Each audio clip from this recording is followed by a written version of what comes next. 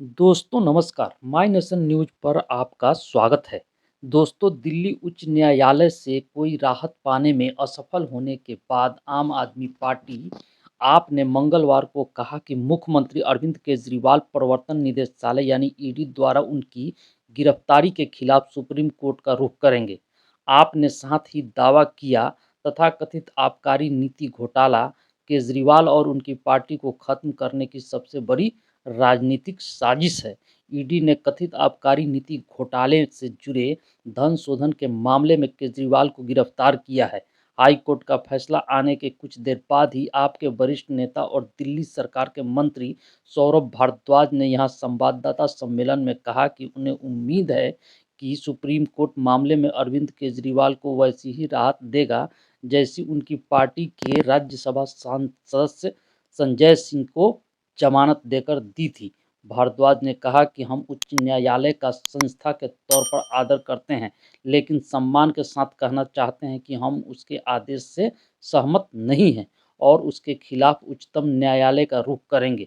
उन्होंने आरोप लगाया तथाकथित आबकारी नीति घोटाला पार्टी और केजरीवाल को खत्म करने की देश की सबसे बड़ी राजनीतिक साजिश है। उन्होंने दावा किया कि प्रवर्तन निदेशालय यानी ईडी और केंद्रीय अन्वेषण ब्यूरो सीबीआई तथाकथित आबकारी नीति मामले में अवैध धन का 1 रुपया भी बरामद करने में विफल रहे हैं।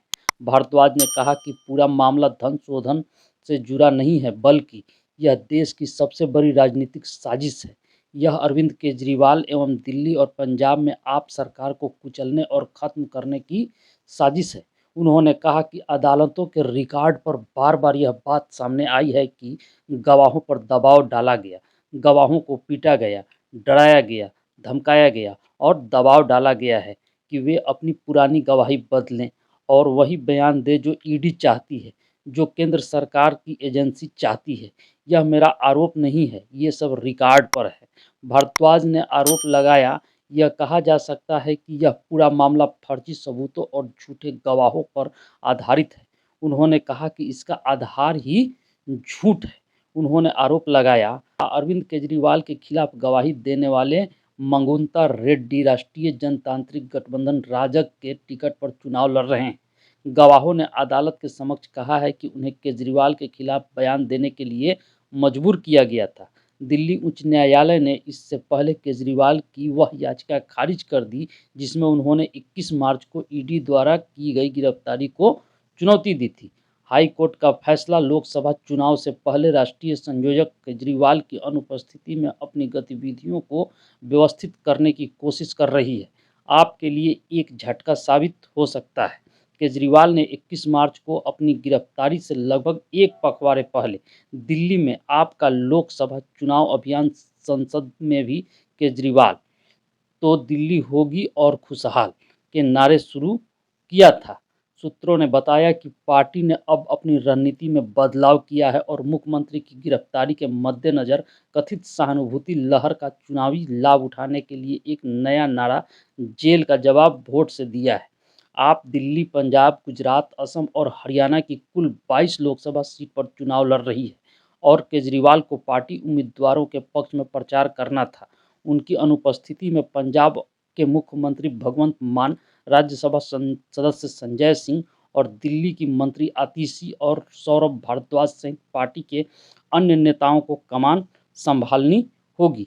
आप सूत्रों ने बताया कि संजय सिंह और मान ने दिन में पंजाब के मंत्रियों और आप विधायकों के साथ बैठक की। केजरीवाल की अनुपस्थिति में उन पर पार्टी के चुनाव अभियान को चलाने की बड़ी जिम्मेदारी है। आपने अभी तक पार्टी के चुनाव प्रचार में अरविंद केजरीवाल की पत्नी सुनीता केजरीवाल की भूमिका को स्पष्ट नहीं किया है।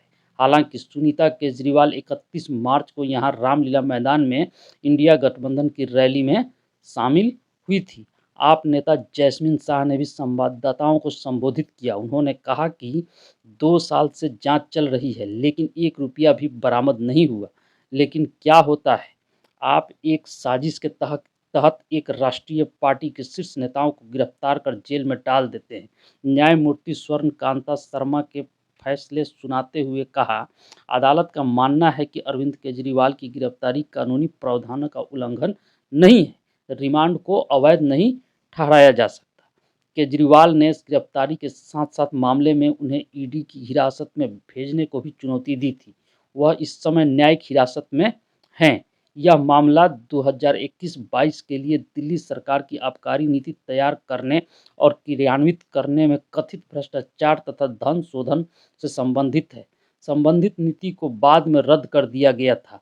धन शोधन रोधी एजेंसी की दंडात्मक कार्रवाई से सुरक्षा देने से उच्च न्यायालय ने इनकार के कुछ ही घंटे बाद ईडी ने केजरीवाल को 21 मार्च को गिरफ्तार कर लिया था। ईडी की हिरासत की अवधि समाप्त होने पर निचली अदालत में पेश किए जाने के बाद उन्हें 1 अप्रैल को न्यायिक हिरासत में भेज दिया गया था और वह इस समय तिहाड़ जेल में हैं। दोस्तों, माय नेशन चैनल आपके सामने सबसे उपयोगी व रोचक खबर लेकर आता है, इसलिए चैनल को सब्सक्राइब करें, वीडियो को लाइक करें और ज़्यादा से ज़्यादा सोशल मीडिया पर शेयर करें। बहुत बहुत धन्यवाद। बहुत बहुत धन्यवाद।